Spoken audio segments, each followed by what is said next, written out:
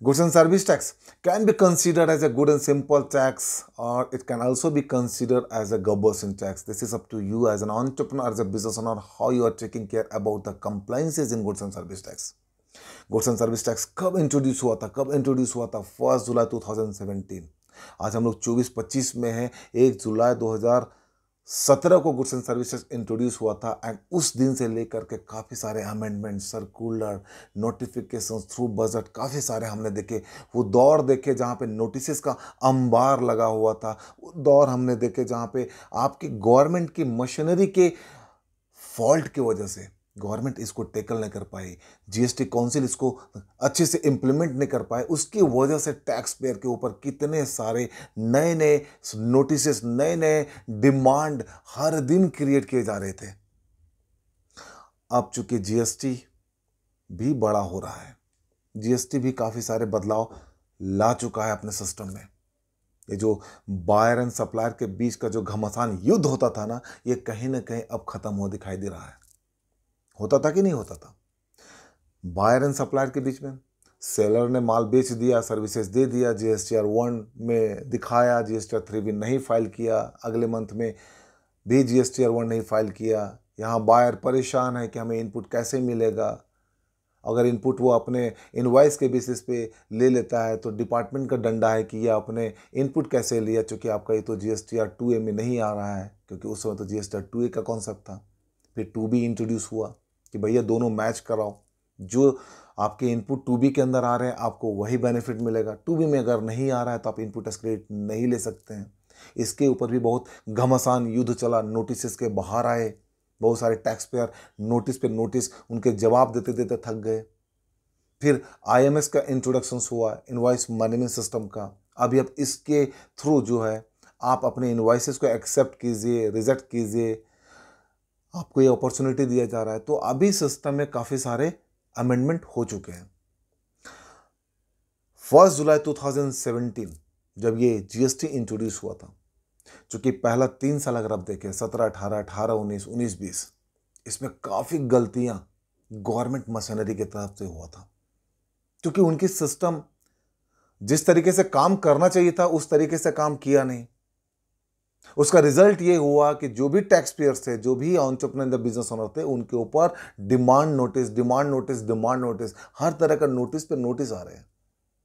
अभी गवर्नमेंट ने एक स्कीम लॉन्च किया हुआ है इसी को खत्म करने के लिए, या फिर आपको एक रियायत गवर्नमेंट की तरफ से, जीएसटी अथॉरिटी की तरफ से आपको दिया जा रहा है, जीएसटी एमनेस्टी स्कीम। ये स्कीम बहुत इंपॉर्टेंट है, ध्यान से सुने। और अगर वीडियो अच्छा लग रहा है तो वीडियो को लाइक कीजिए, सब्सक्राइब ज़रूर कीजिए, लोगों तक ज़रूर पहुंचाइए, बिकॉज ये जो स्कीम्स होते हैं या जो भी टैक्स के रिलेटेड जो भी इंफॉर्मेशन होते हैं, मैं आपके पास बहुत अच्छे तरीके से कोशिश करता हूं कि आपको समझ में आए एंड आप इसको आगे लोगों तक भी पहुंचाएं और आप इसको इम्प्लीमेंट करें। तो जीएसटी एमनेस्टी स्कीम जो है ये 1 नवंबर 2024 से ये इम्प्लीमेंट हो चुका है। अब ये स्कीम है क्या? इस स्कीम में किसको बेनिफिट मिलने वाला है? Who are the taxpayer who are going to get the benefit under this scheme? Ladies and gentleman, ये स्कीम सबके लिए एप्लीकेबल है, सबके लिए बेनिफिशियल है। इसमें आपको करना क्या है?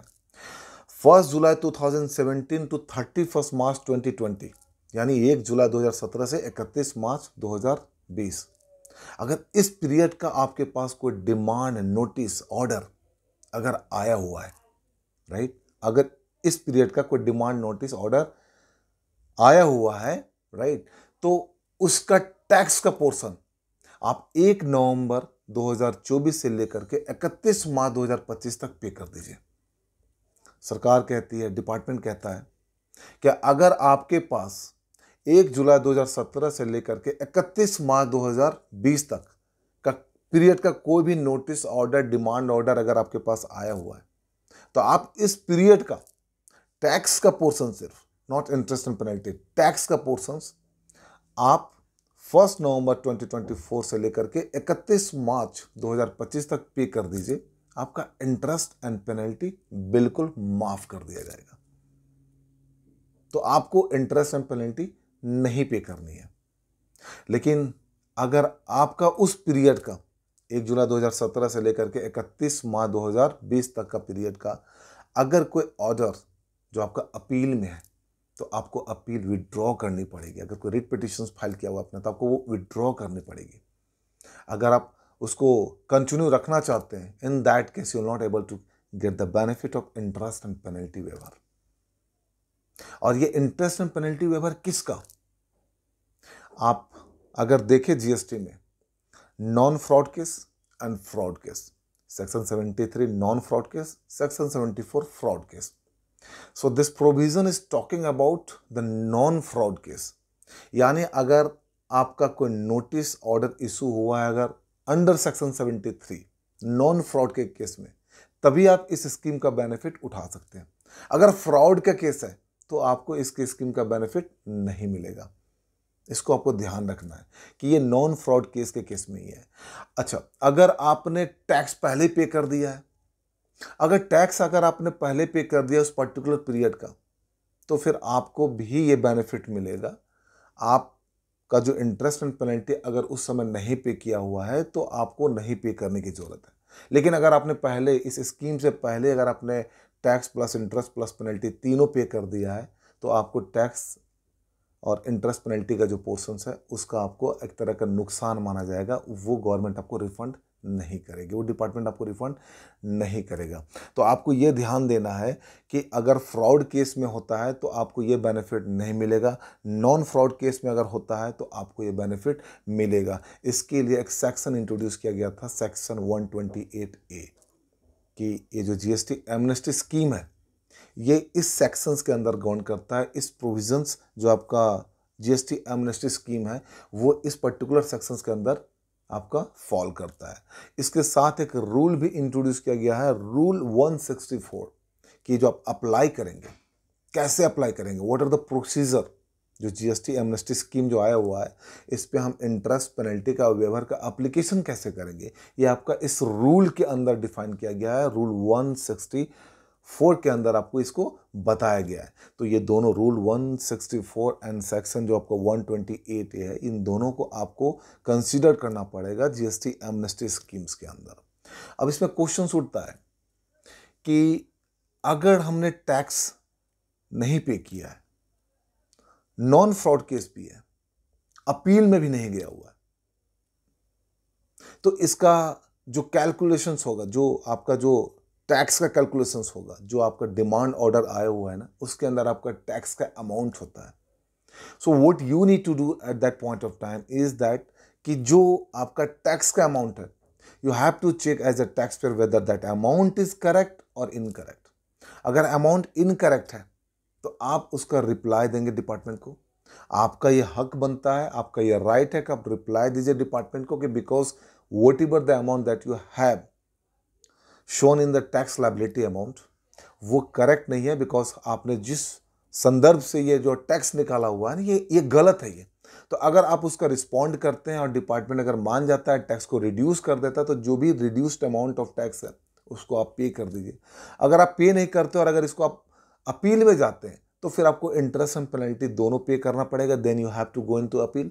और अगर आप टैक्स का अमाउंट पे कर देते हैं तो फिर आपको, और इंटरेस्ट पेनल्टी का जो वेवर अगर आपको मिल जाता है तो फिर आपको अपील नहीं करना पड़ेगा, अपील में जाना नहीं पड़ेगा, अपील आपको विड्रॉ करना पड़ेगा। So this is how the GST amnesty scheme that has already been started from 1st November 2024 till 31st March 2025. You have to pay all those taxation, right? All those tax amount that you have to pay. If you are not agree with that tax amount, you have to counter challenge through the responding to that particular order to particular notice. अगर department मान जाता है, जो figure बन करके आते हैं आप उसको पे कीजिए, इंटरेस्ट पेनल्टी का वेवर लीजिए। अगर डिपार्टमेंट नहीं मानता है तो उस स्थिति में आपको दो ऑप्शंस होते हैं। अगर आप अपील में जाते हैं तो आप टैक्स का अमाउंट प्लस इंटरेस्ट पेनल्टी तीनों पे करके आप अपील में जाइए। अगर अपील में आप जीतते हैं तो that amount would be refunded once the appeal order has been passed. वो आपको ध्यान में रखना पड़ेगा। So this is how the important part here is. GST amnesty scheme के साथ में अदर जो भी रिलेवेंट प्रोविजंस होते हैं, चाहे वो इनकम टैक्स का, टीडीएस का, जीएसटी का, एडवांस टैक्स और any other, I am just bringing for you and I am also expecting from you that whenever you are watching my video, I'm expecting that you are going to like, subscribe and forward that particular video to your peoples, to your neighbors to your colleagues. This is how the important part here is. This is Anjin signing out. Until we meet again. Thank you. Thank you very much.